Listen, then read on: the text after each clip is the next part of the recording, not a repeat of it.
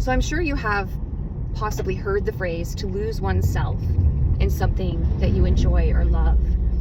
And we've all felt that at some point or another, what it's like to lose yourself in creating art, music, dance, in a relationship of love. And there's something about that that is super significant that we shouldn't ignore. What does that actually mean, to lose oneself? And my perspective is that when we are engaged in something that we love so much, that we're passionate about, that our whole stream of awareness gets expanded into that action, that activity, that experience, we drop the ego. And our consciousness and our sense of self-identity merges with that in which we're engaged with. So if you think about how we seek so much a relationship of love in a partner, and what that brings out in us is this sense of merging oneself with another, and that dropping or shedding of the ego.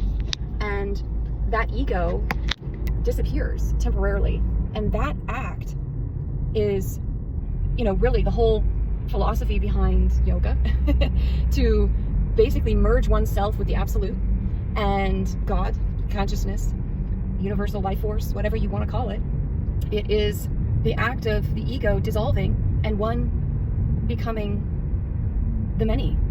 And the many meaning that you no longer are just identified with this limited self, this identity of this physical form, this name, this body, this particular point in time, but you become merged with everything, everyone. And it's not in the sense of like, oh, now I'm, this person. No, your consciousness is in everything, and everything is in you, and you become that. And that is our true state. That is what we are when we're not identified and limited with the body and mind. So to lose oneself is one of the greatest acts that we can do spiritually.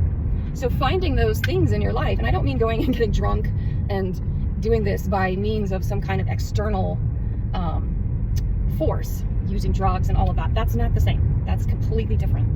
What I'm talking about is utilizing this ability that's already innately within you. We all can lose ourselves in something.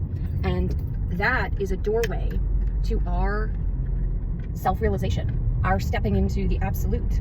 And so that is why it's so important to create, to allow your soul to flow through you and merge into the things that you love to do.